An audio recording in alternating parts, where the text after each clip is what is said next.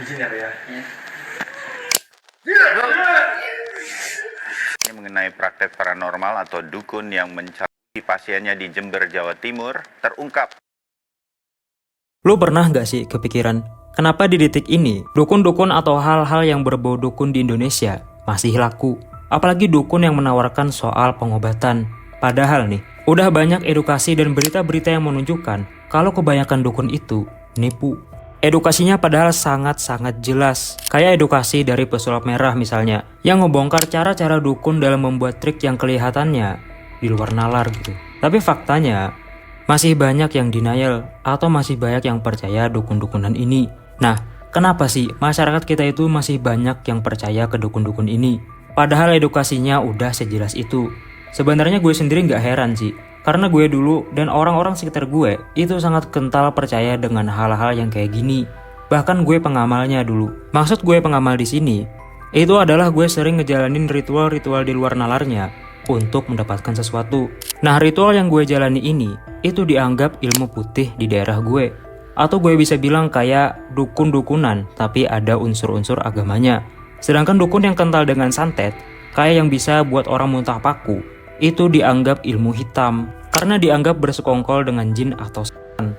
Nah, terus apa sih sebenarnya yang membuat masyarakat kita atau gue dulu masih percaya soal dukun-dukunan ini? Di video ini kita akan bahas itu semua. Dan gue harap video ini bisa membuat kalian gak ragu lagi untuk gak percaya ke dukun-dukun yang kayak gini. Dan jadinya, gue harap masyarakat kita gak salah ambil langkah lagi ketika ingin sesuatu. Apalagi soal ingin kesembuhan dari penyakit.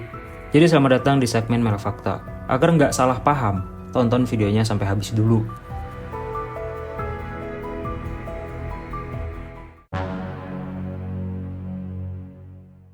Pengalaman gue untuk berhasil terbebas dari doktrin dukun-dukunan ini, gue akui memang sangat susah.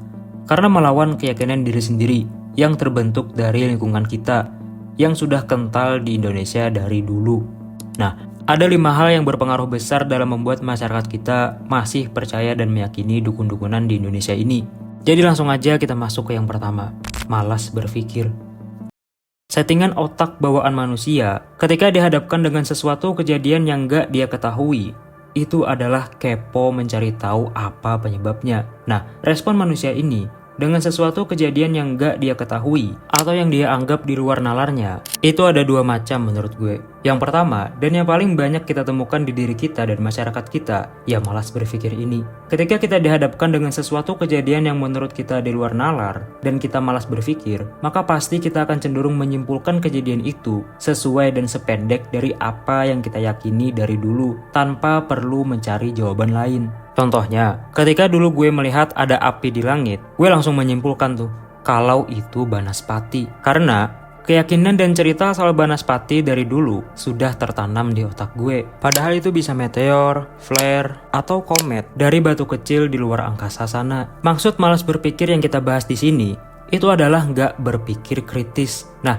berpikir kritis ini, itu adalah respon manusia yang kedua dalam menghadapi sesuatu yang dianggap di luar nalarnya. Orang yang punya pikiran kritis itu sudah pasti nggak gampang percaya dengan tahayul-tahayul atau hal yang berbau dukun-dukunan ini. Karena orang yang berpikir kritis ini itu meluangkan waktunya untuk bernalar dan berlogika dalam menanggapi sesuatu, terus meng-cross-checknya sendiri gitu. Dan mereka nggak akan mudah percaya karena hanya sebatas keyakinan yang dipercaya orang dulu. Nah, inilah salah satu hal yang membuat masyarakat kita masih banyak yang percaya dukun-dukunan, bahkan berobat ke mereka. Karena kurangnya budaya berpikir kritis di masyarakat kita. Akhirnya, hanya keyakinanlah yang menjadi patokan benar salahnya. Terus muncul pertanyaan tuh, kenapa masyarakat kita malas berpikir?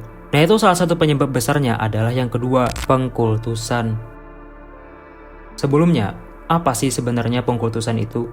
Jadi pengkultusan itu adalah suatu fenomena ketika seseorang sangat-sangat dikagumi dan dicintai, fanatik tapi yang overdosis. Pengkultusan ini itu biasanya terbangun karena ada tokoh yang dikagumi karena hal tertentu, bisa karena dianggap kaya, ajaib, dianggap berjasa, atau banyak pengikutnya. Nah, hal negatif yang bisa muncul akibat pengkultusan ini itu tuh bisa bahaya banget, yaitu terkuburnya logika atau berpikir kritis. Kita ambil contoh terbesar yang pernah terjadi di dunia, yaitu Sai Baba.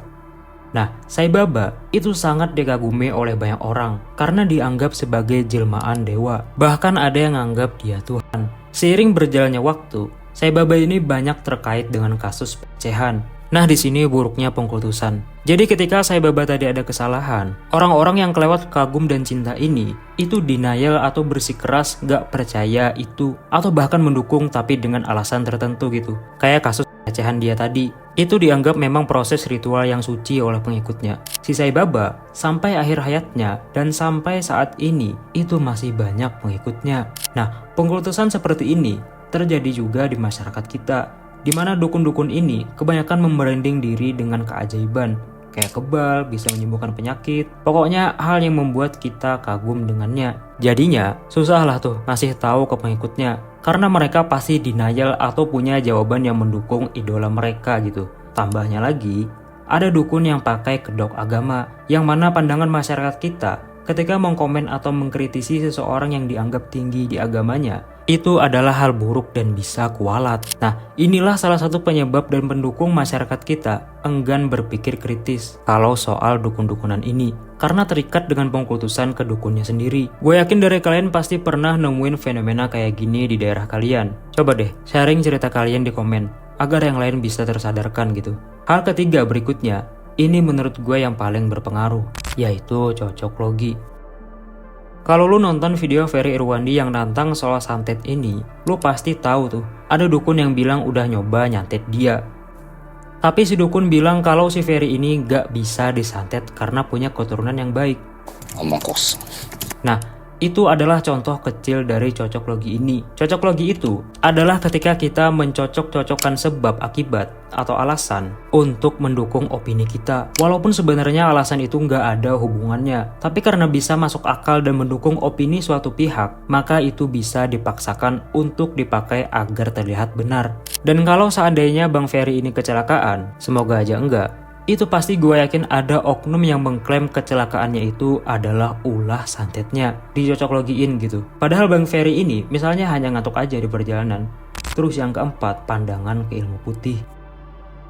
Tadi kan di awal gue ada jelasin soal ilmu hitam dan ilmu putih. Nah, ilmu putih di sebagian daerah itu cenderung lebih diterima di masyarakat kita. Karena ilmu putih ini biasanya hal-hal yang berbau kayak dukun umumnya, tapi dibawa dengan vibes agama. Contohnya, kayak ini dah, dia bisa nyantet mencelakakan orang, tapi dia juga bawa-bawa kalimat atas izin Allah. Karena pandangan masyarakat kita ke orang yang tinggi di agamanya itu sakral atau disegani, inilah yang menjadikan masyarakat kita terkena ilusi jubah agamanya. Agamanya sama sekali nggak salah, tapi karena mereka membawa unsur agama di situ, maka itu menjadikan mereka cenderung mudah diterima di masyarakat kita. Jadinya, apa yang keluar atau apa yang dilakukan dukun ilmu putih ini cenderung lebih dibenarkan. Dan inilah yang menurut gue lebih banyak laku dan banyak dipercaya. Terus penyebab lainnya yang membuat masyarakat kita masih percaya dukun-dukunan ini, itu yang kelima, label tradisi. Ya, seperti yang kita tahu, Indonesia ini salah satu negara yang kaya dengan tradisinya. Tradisi di Indonesia itu bisa dibilang sakral di mata kita.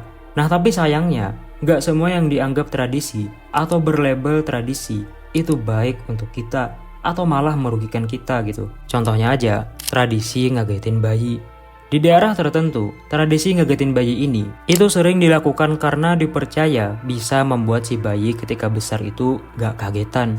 Padahal sudah banyak dokter atau ahli yang menjelaskan kalau hal ini gak ada benefitnya, yang ada malah merugikannya. Nah, cara berpikir orang yang masih melakukan tradisi ini itu sama cara berpikirnya dengan orang yang percaya dukun-dukunan ini. Karena masyarakat kita lebih cenderung bisa mempercayai dan meyakini sesuatu kalau itu ada label tradisi atau label nenek moyangnya. Padahal mau tradisi atau enggak, kalau seandainya terbukti merugikan, ya udah saatnya kita pertimbangkan untuk meninggalkannya. Kita nggak bisa menyalahkan nenek moyang kita, karena mereka dulu punya keterbatasan dalam mengakses informasi. Tapi sekarang itu tugas kita untuk menyampaikan dan memahamkan mereka. Lu bayangin dah, kalau seandainya masyarakat kita udah nggak percaya hal ginian, itu gue yakin banget, Indonesia bakal lebih maju. Soalnya ketika masyarakat kita ingin berusaha mendapatkan kekayaan atau kesehatan misalnya, itu udah nggak salah lagi meletakkan uang atau usaha mereka. Yang dulunya ketika ingin kaya meletakkan uang dan usahanya ke dukun pesugihan, sekarang meletakkan usaha dan uangnya ke belajar marketing dan bisnis. Dan memang itu yang dilakukan bisnis yang paling sukses di dunia dalam usaha mereka. McD dah misalnya. Pikiran mereka nggak mungkin mikirin soal ritual apa yang bisa membuat bisnis mereka berkembang. Pikiran mereka pasti habis dimikirin bagaimana cara marketing yang baik, cara bikin produk yang enak, dan cara membesarkan bisnisnya. Coba deh komen. Gue yakin dari kalian pasti punya pengalaman ke dukun-dukunan ini. Kasih review jujur kalian sendiri dah. Jadi itulah 5 hal yang bisa dibilang penyebab besar masyarakat kita susah untuk lepas dari kepercayaan dukun-dukunan ini. Koreksi video ini jika ada yang salah dan semangat.